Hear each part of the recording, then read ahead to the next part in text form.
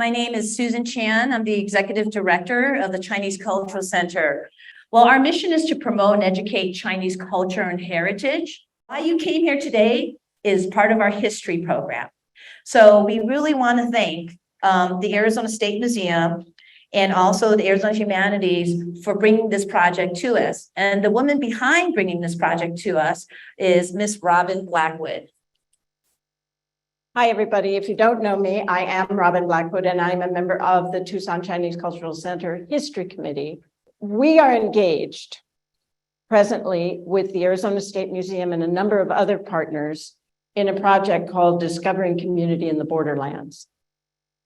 When we embarked on this program, we immediately thought about the priceless collection of Chinese artifacts at the Arizona State Museum that were collected at the time of Tucson Urban Renewal. There is a companion collection at Special Collections at the University of Arizona Library that consists of documents. Fortunately, we were able to find a scholar who brings unique abilities and insights into all these collections. She will be our speaker today. She came in January, and she and Lisa Falk and I spent a week at the university at Arizona State Museum and Special Collections. And she helped us pick what will ultimately be on public display downtown when that part of the project is finished. We engaged her, as you could tell, this is a very short project.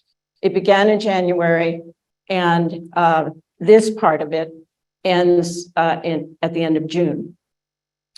So she has not become an expert on the totality of TUR or even the totality of the collection, which is larger than we have been able to include in our project. However, I think you will find our comments extremely rewarding. So with that background, I would like to introduce Lisa Falk, who is Head of Community Engagement and Curator of Education at Arizona State Museum. Thanks. Thank you, Robin. It's been a delight to work with Robin Blackwood and Susan Chan and all the others at the Tucson Chinese Cultural Center on Discovering Community in the Borderlands project, but also on many other interesting projects we've done over the years together. So the Discovering Community in the Borderlands project is comprised of 3 university partners and 5 community partners. Of course, the Arizona State Museum is the lead on the project. We're working very closely with the Center for Digital Humanities under Dr. Brian Carter and his students, especially Daniel Leon and Amelia Matherson, who've been scanning objects and making the programming of augmented reality work for us.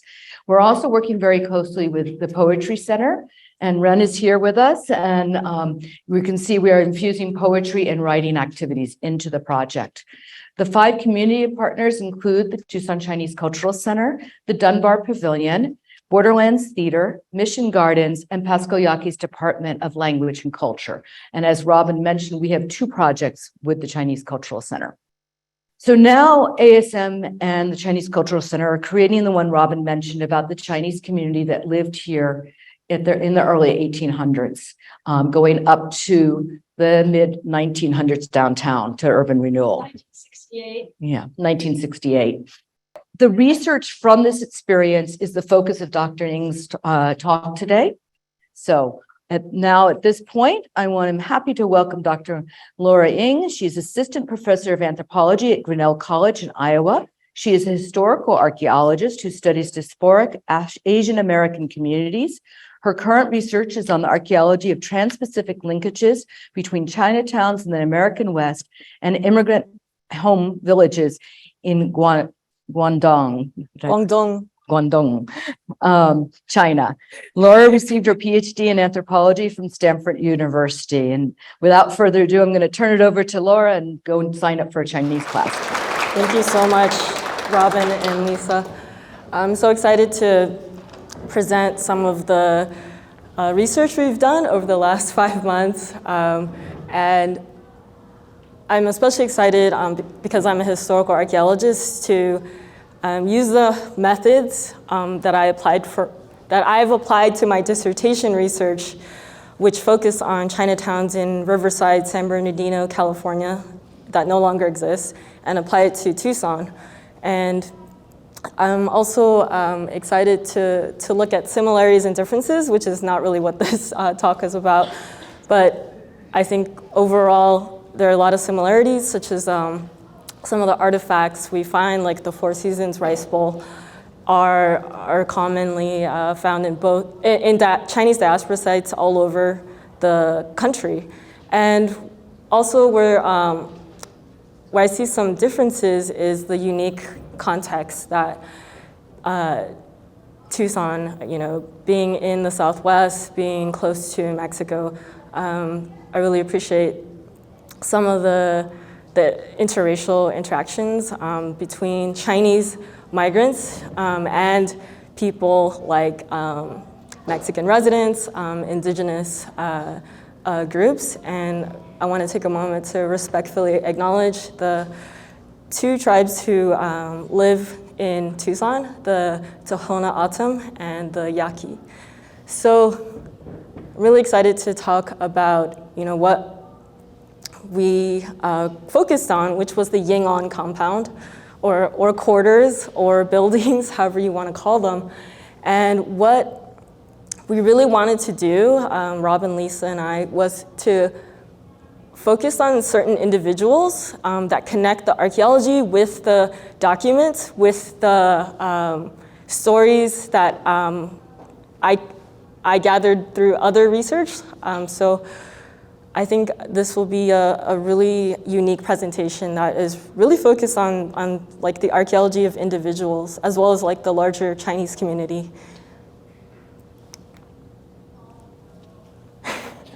All right, so the Ying On Merchants and Labor Benevolent Association still exists today, was a fraternal organization, as well as a place for Chinese immigrants to live, either temporarily or long-term.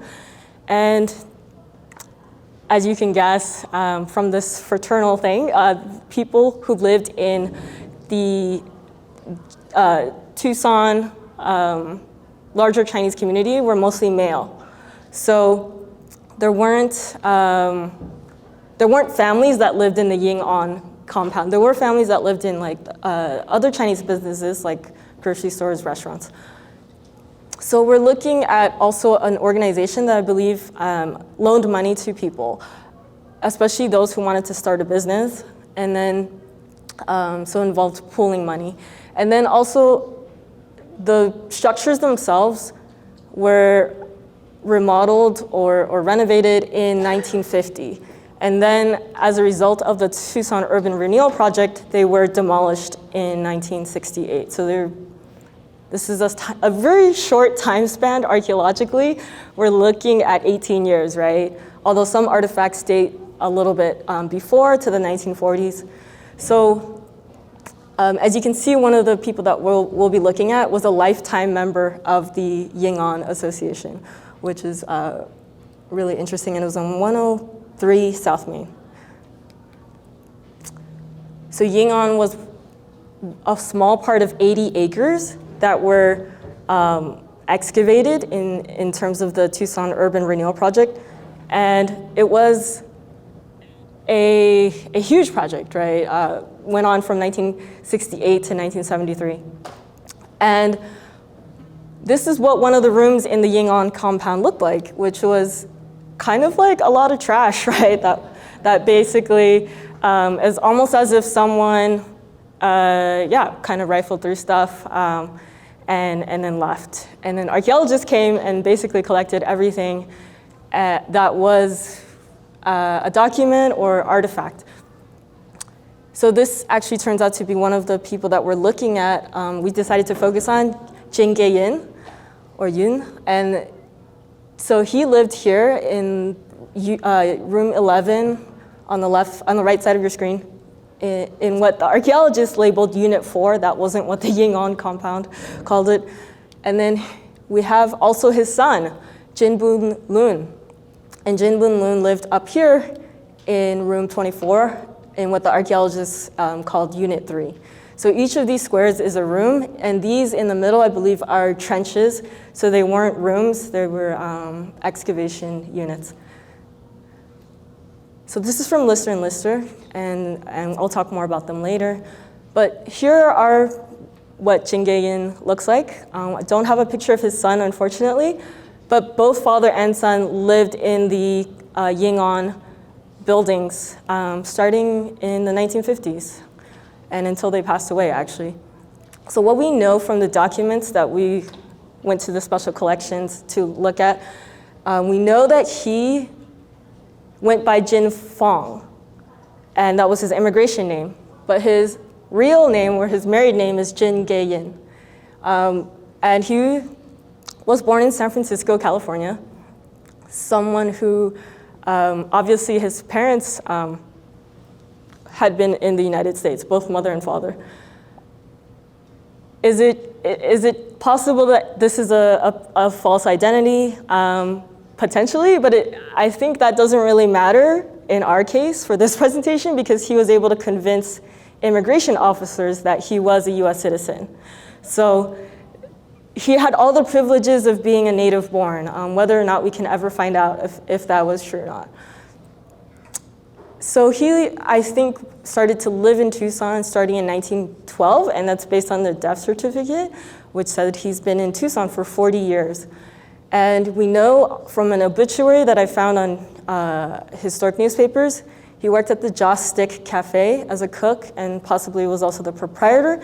And he also worked at the Richelieu Cafe, I hope I pronounced that right. And that was part of the business that was destroyed in TUR.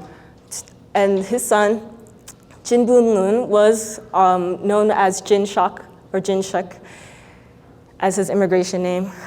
Born in China, so unlike his father, in 1899. And then we think that he probably started living in Tucson in 1922 because that's the year that he first immigrated to the United States. And the immigration records that I found indicate that that was the first time he was in the US. So he's about 20 years old, 23 when he arrives. And I believe he starts working at the Richelieu Cafe. The documents we found in his room at the Ying On building indicate in 1950s he worked at the Washington Market, which if you know anything about it, let me know. Yeah, so we have his W-2 from that year that he worked there. So again, the sources of data that I'm looking at are mostly the archaeology from Lister and Lister, the archaeologists who wrote the report on the Chinese artifacts that were found. They weren't necessarily, there directing the excavation, but they took 10 years, I believe, cataloging things, translating some of the medicine, medicinal artifacts, so on and so on. So they did an amazing amount of work. So I relied heavily on that report, which is free online if you want to look it up. It's a PDF. And then letters from China that were in the documents that were in the rooms in Ying On.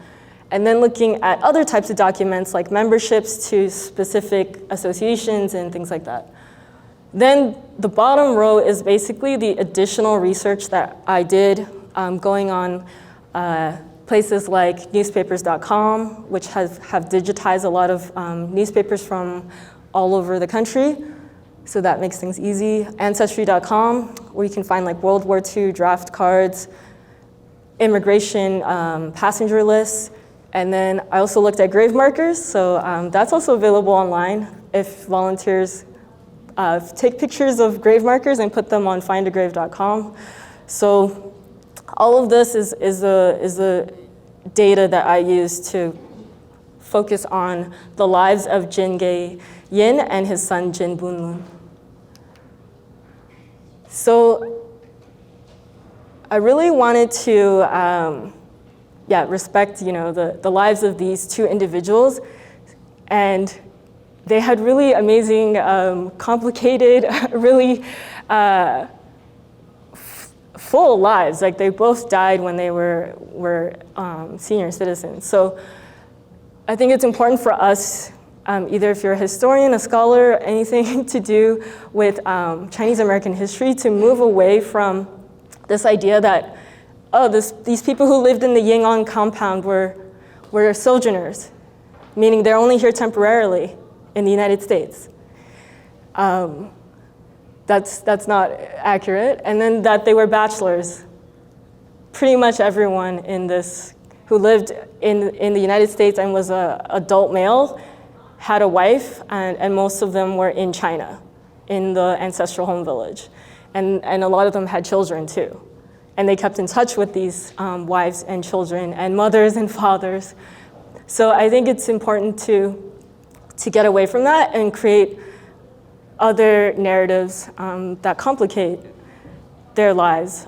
So here's some themes that I found, and a lot of them, come from, what I found from my dissertation research, but lineage ties are really important, so I'll explain that later. Transnationalism, not only corresponding with people back in China, but also going there to visit periodically, and this, took months of travel on a ship. Family is an important theme. This isn't state-sponsored migration, right? People are coming here to work, to make money, so they can send it back to their families in China. And they're always thinking about the future too, right? They're thinking about either reuniting with their family or bringing someone over here, even though there were harsh immigration laws against Chinese. So this idea of split households is a huge theme. Interracial alliances, so again, because of the context, the historical context and location, there's so much interaction between Chinese and Mexican residents and indigenous residents of Tucson. And we see this archaeologically too. And lastly, disability. So this isn't something that I just have come up with. It is found in the documents that people had suffered from a lot of medical issues, and the death certificates also provide information about why people died, and newspaper records as well. So just to provide some historical background in case you don't know anything about Chinese American history, why did people come to the United States? So of course we have to look at both sides. What's happening in China is a lot of social political strife with the Opium War, Hong Kong becoming colonized by Great Britain. We have Red Turban Rebellion, the Hakapunti Wars in the late 19th century. In the United States, we have the Gold Rush, people coming from all over the world to California to look for gold. We have the Transcontinental Railroad, and we have, that's the first active recruitment of laborers from China to the United States. So about 10,000 Chinese were recruited from Guangdong province to the US. Lastly, we have immigration laws that are specifically anti-Chinese. The Page Act really was targeted at Chinese women who were assumed to be prostitutes. And so it made it even more difficult for Chinese women who are not prostitutes to come because they were heavily scrutinized.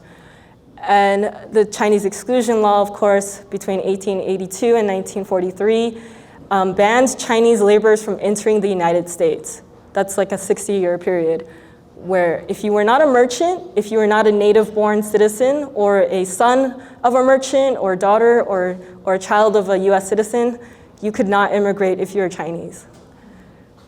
So this is the type of racism and social political context that we're working under. Within Tucson, thanks to research by community historian Sandy Chan, props to the research done looking at the early Chinese community, which is really centered in this like Main Street, Pearl Street, Ott Street area. If you could see this map up close, you could see that this says Chinese shanties. This says Mexican and Chinese tenements. And then each of these little pink buildings either says Chinese dwelling or Chinese store. But not all of them were Chinese buildings. So I think this is a really great map. It's a fire insurance map from 1886 that shows like there's already a dispersed Chinese community. So it's not like other Chinese communities that are concentrated and called Chinatowns. However, this community, because of development, it also gets sort of pushed aside, and really this community also has the same fate as the next dispersed Chinese community. However, we still have Chinese stores. This 1913 International Chinese Business Directory gives you like an idea of like how dispersed the Chinese restaurants and groceries were. And this is literally a book that documents all Chinese stores in the world, like not just Tucson. Yeah. And that's why there's 478 and it goes up to like 5,000 or something. It's an amazing book. So Tucson called Tucson in Hoisanese, which is what I speak. And so most Chinese in Tucson spoke the same dialect as my ancestors, my parents, grandparents, so on. So yeah, this list is pretty huge. It goes on for several more pages. And this Richelieu Cafe that I mentioned earlier is owned by a lot of gins, which I'll talk about. So we have, and we still have grocery stores, right, and restaurants in Tucson that are Chinese owned. So this community did not disappear. Lineage ties is a theme that I found throughout this research. So we see that Gin Gay Yin is a member of the Jinsun Hall Association in San Francisco. And Jinsun Hall is the progenitor, that's his full name, for the Jin lineage of Hoisan and Hoipen counties. And it basically shows that he really found it important to maintain his association with other Jins, with other people with the same surname. And you see here, it lists his heng and his village, and it has his name right here in Chinese. And the Richelieu, not surprisingly, newspaper articles say they were owned by Jin cousins, but cousins, we can't really verify that. But I did find that looking at another person who worked at the Richelieu besides the father and son is Jin Book Yik. And if anyone knows who this person is, let me know. Because he's also an interesting person we could do a whole presentation about. But this person, when we look at his grave marker at the cemetery in Evergreen, he's from the same heng of Lao Kok, or Lok Chang, as Gin Gay Yin. So that is, he's from a different village within that village cluster, but I think it's, it makes the relationship clear that they're pretty closely related. Anyway, if you don't understand what I'm saying, here's another Jin that's famous, and his name is Martin Yan. And if you ever watch the show Yan Can Cook, this was what he looks like now. And Jin can be spelled with a J, CH. It can be spelled Yan or Yen, because I think those are the Cantonese spellings. And so Martin Yan, his family is from Hoiping or Hoipen, and so his progenitor is the same Jinsun Hall. So he's, a cousin of the people we'll be talking about. Another one is Donnie Yen, who is a martial artist, starred in the recent John Wick 4 movie, a martial artist, and he had a post just last year saying that he went to visit his grandfather's tomb in Hoisan, or Taishan in Mandarin. And he said it was really important for his children to never forget their roots, never forget where you come from. And so it was important to go to make a pilgrimage from, I think he lives in Hong Kong, make the several-hour trip to Hoisan. So he's also part of the Jin lineage, same Jin lineage of the people that I'll be talking about. So to orient you to the China side of things, we're talking about the Pearl River Delta, we're talking about Guangdong province, and Guangzhou is what we call it now, but it used to be called Canton. And you see how close it is to the area that we're talking about, which is the Four Counties area. That's where Gin Boon Loon and his father, Gin Gay Yin, that's where their village is in. It's in this area. And Hoisan, and it's also close to Hong Kong, as you can see right here. Hoisan, which is how we say it in our dialect, is basically the size of Rhode Island. Yeah, it's very small. There's 1 million people that live there now, and there's basically 2 million in the diaspora. So everyone has a relative who's in the United States. So yeah, we dominate. So the Gin Village cluster, we know that, again, through the grave markers, that these two are the Jin Fong, aka Gin Gay Yin, and his son Gin Boon Loon. They are from the same village. Okay, so if you need more proof, here it is. And then another fascinating, amazing document found in the archive in special collections is this like a bunch of coaching maps for depicting a map of a village. And I hope you can tell that there's little squares in light pencil, and what they're depicting are houses. And some of them are empty, right? But the ones in the front, so to speak, down here, they represent households and the names of the fathers and the sons. And I've highlighted this one in red because it has the name Gay Yin, which is this guy that we were interested in. And his son is listed, one son is listed on the right, and so are his children, and then one son is listed on the left with his children. So this map depicts like which villages are in which direction, and then this is I think this says pond in front of the village, and then these are fields right here. So this was something that we associated with coaching papers that I'll show in the next slide that belonged to a boy, a 15-year-old boy named Jin Yan, or Jin Yin in Hoisan. And the translations were provided by Ran Chen and Peter Lau.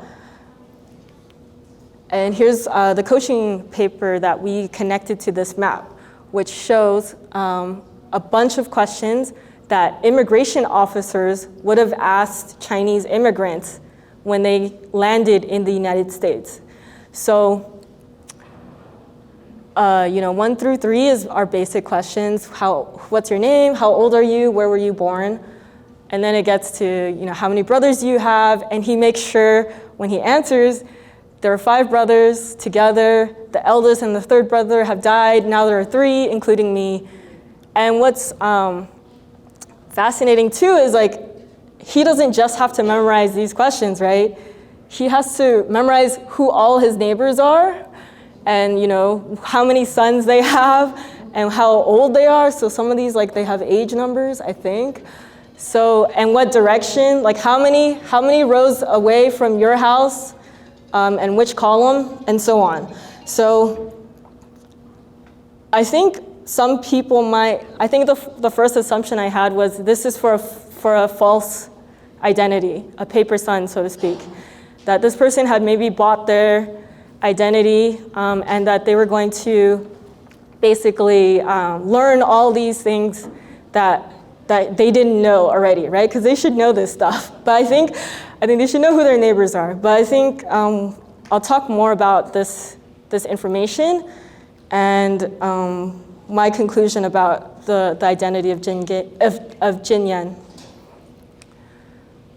So I think another important theme that gets me back to the coaching papers later on is transnationalism, which is this idea that people move back and forth, and many modern immigrants, like from Haiti, from the Philippines, they practice transnational ways of living as well.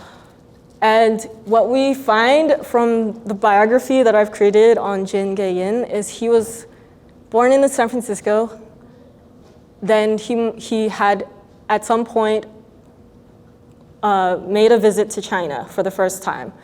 And then I don't know if he had subsequent visits, but as an adult, he was in China and had 4 sons between 1894 and 1899. After that, he returns to the United States in 1900. But then he goes back to China because he has all these sons, right? And a wife. And so he makes at least the second return trip. There could have been more. And he has another son because he and the son is possibly Jin Yan, whose age matches. And then in 1913, he returns to the United States, which is why we have this document. It's his certificate of identity, and it says that he landed on the Manchuria, which is the name of the ship, in June. And this is his picture right here. So that was in his file. And if you were a Chinese immigrant during the Exclusion Act, you had to carry this with you at all times. And it was only Chinese people that had to undergo this, document, certification, identity certification. So this is not something I found in in the National Archives. This is in his personal belongings. One of the most important documents he could have had, especially in the exclusion era. However, just because he went back to China, his whole family lives there basically, right? It doesn't mean that he didn't value his US citizenship, because in fact we see that he also is a paying member of this Chinese American Citizens Alliance, which is a group that formed to fight for the rights of Chinese Americans, to fight against the Chinese exclusion law. So I think this shows, you can have your foot in 2 countries, but you can also value the citizenship that you have. And that's from 1930s. So here, I made some interesting discoveries too. A lot of the documents date to 1927, and letters from Gin Gay Yin to either his son, who is receiving the letters, and then a lot of the letters talk about family history, but also like who was born when, who died when. And then there was some really interesting texts about the names of ships. So basically what he was doing was documenting his trips, writing down like when he came to the US and what the name of the ship was and what year he landed. And he did the same for his son, Gin Boon Loon, which is interesting. So he wanted to make sure that everyone was on the same page about when they came over. And so that, again, because of the exclusion law, everyone had to be interrogated and to prove that they were here legally and that they were exempt from the exclusion law. So the burden was on Chinese immigrants or migrants to prove their ability to land and return to the US. So what I found that was really, I think, interesting was there was a notebook in Gin Boon Loon's belongings. And this is like the only page that has anything on it. The whole entire notebook is blank. And I didn't think anything of it when I scanned this. I just was like, whatever, trash, right? Like my parents use telephone books and they write all kinds of stuff in it. But these aren't telephone numbers, right? This one says in Chinese, yen, which makes me think it's Jin Yan. This one says my, and then underneath it says manifest. My manifest 105, and then it says line number 25. So, and then it says President Jackson.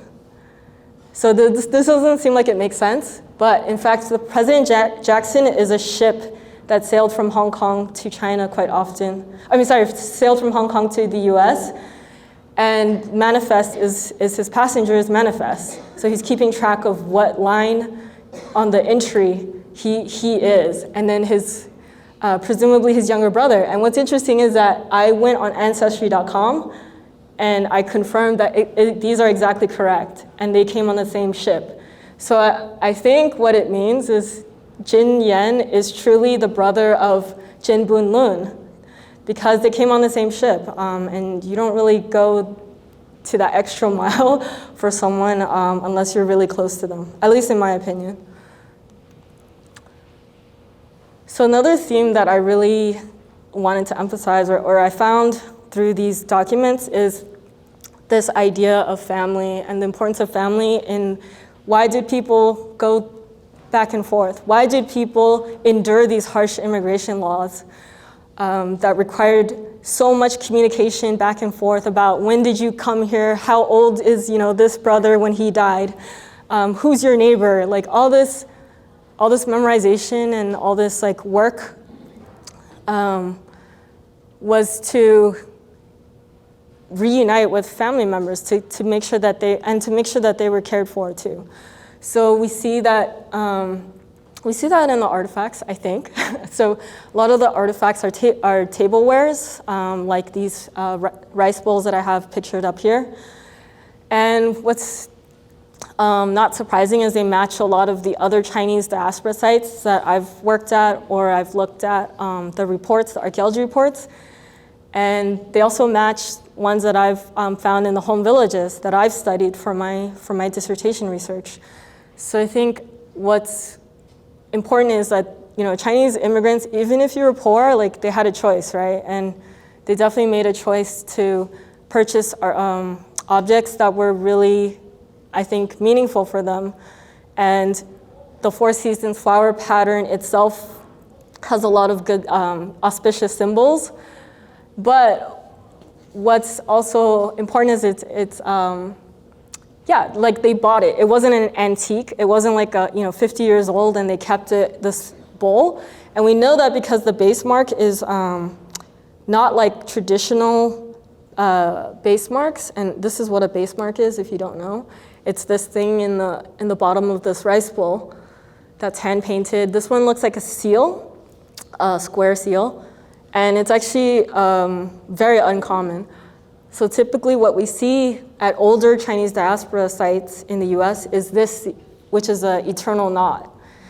And it's an auspicious symbol, right? So the fact that they're purchasing these patterns that kind of remind them of the past or their home village, I think is really important.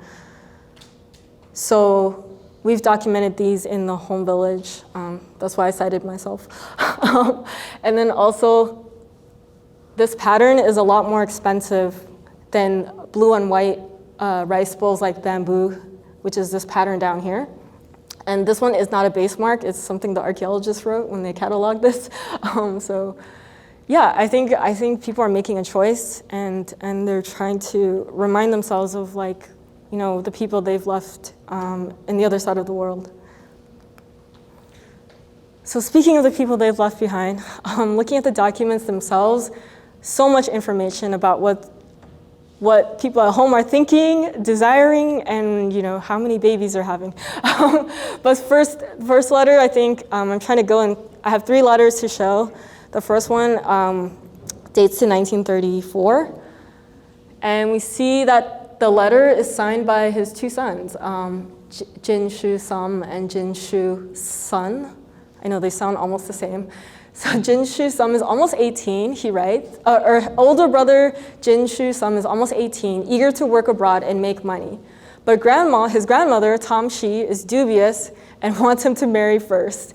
So she goes to a fortune teller who determines that, oh, indeed, the fortune teller says you should get married and then work abroad. So I'm not sure if grandma was in on the fortune teller's, however they did that prediction, but I think it shows, kind of the family dynamics. And here we have the next letter. It's from Gin Boon Loon's wife, Yi Shi, and she reports that this almost 18-year-old is now married and has 6 kids. This isn't, I don't know what year this dates to, but it's much later, right? And 2 of the 6 kids work abroad. Second son, the younger son, Jin Shu's son, will have a baby this month. So he's also married, obviously, and will have a child. Tom Shi, the the grandma, is over 80 and was very ill, near death, writes Yi Shi, but she made a full recovery. However, she urges her husband to send money immediately in case something happens to her. So this is actually a common theme. So the letters start with, thank you for sending money, and then they end with, please send more.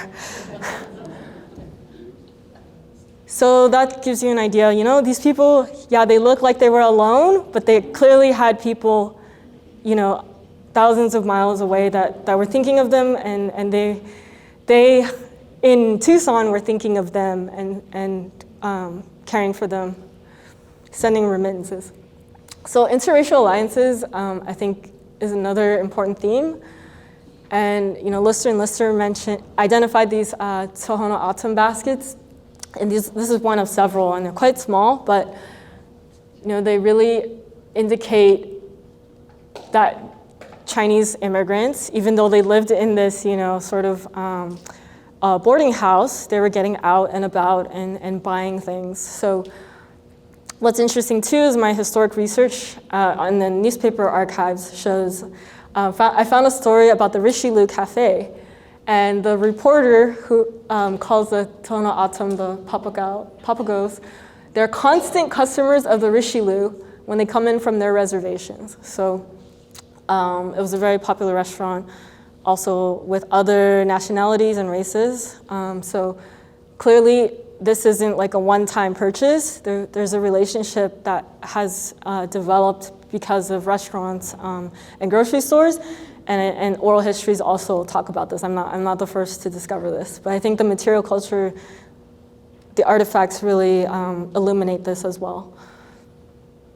And I think too, yeah, the fact that the Tohono O'odham are living in reservations while Chinese immigrants are living, you know, in a boarding house type situation. I think the contrast is important to highlight as well. We also, Lister and Lister also noted a Mexican earthenware jar that was modified. So this was purchased and then modified to become an opium pipe bowl. So that's really interesting. Shows the creativity and, you know, perhaps says something about individuality as well. But I think what's important too is that opium has been sensationalized in Chinese American history, and I think that's not fair. So if you could spread the word, opium was a social drug. That means this is something that they did with other people. It wasn't something that you're necessarily addicted to, although it is highly addictive, right? But it was done in the Chinese community as a social activity. And if it was done alone, it was probably as medicine, because a lot of the Chinese that we're looking at were probably elderly or were very sick. And we know that from the documents too that we found in the compound. So I think I love this mural in Barrio Viejo, which shows the Liho market in the center of the two employees. And you probably know them if you're from Tucson and you're Chinese. And so next to that person is Lalo Guerrero, and a singer. So this is the neighborhood that Chinese and Mexican residents were pushed into when the first early Chinatown, I think, was sort of being developed or redeveloped. So that comes from Sandy Chan. SandyChan.net, go there. Lots of good stuff. So last theme I want to talk about is disability. And this is the 1950 census, which is an amazing gift because this is the latest census to be released to the public. And I think it was only happened like 2 years ago. So the 1960 census won't be released until like 8 years from now. But what we know is all these people I've listed here lived in the Ying On structures in 1950. So there's quite a lot. It has their age, it has where they were born, and I have Gin Boon Loon right here, age 52. And then I have here his father, Jin Fong. That was his alias, remember? And it says he was born in China, but that must have been the census enumerator. And what you notice too, this column here says you almost all the way down, and it means unable to work. So you notice that basically out of everyone who lives there, only like 4 or 5 people have a job.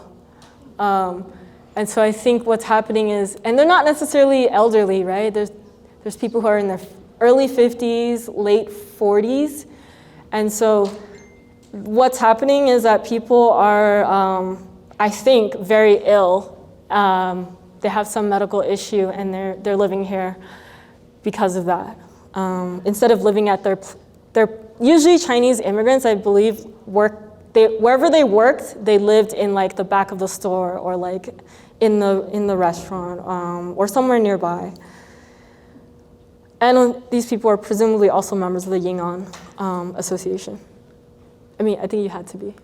So what we found from the documents, not from the documents, but from my additional research, looking again for death certificate and for obituaries, we find that Jin Fong, Gin Gay Yin, he's age 77 when he dies. And the death certificate says he died of senility and natural causes. And we know from a letter earlier that he is, grandma says he's blind, or he heard that Gin Gay Yin is blind now. And so, interestingly, some of the artifacts that were found in his room were these gaming pieces, and they were, I think, initially interpreted as something that he could have participated in, but if he's blind, that's not really something a game you can play. So I think what's interesting is his obituary lists 2 sons in Tucson, Jin Shek and Jin Yin, which is how you say it, Jin Yen in Hoisan dialect. So I think to interpret these artifacts in this context of like a disabled person is to say that maybe the 2 sons were visiting him and playing this game of what is almost like Go, like the Japanese game Go, with the glass beads, and they were keeping him company in his old age. So I think it's important to understand, what context are people living in, and that's how you interpret the artifacts. So Gin Boon Loon, after his father dies in 1952, continues to live in the Ying On, and he dies at age 67 of neoplasm of lungs, which I looked up, and it's possibly lung cancer. The death certificate said not sure what kind.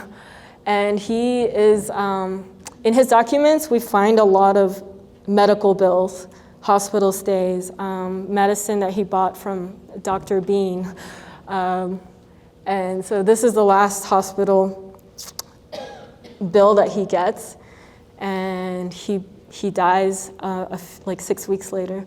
So his obituary is not as long, but it says he leaves behind his wife Yishi, who we saw earlier in the letters, writing to him.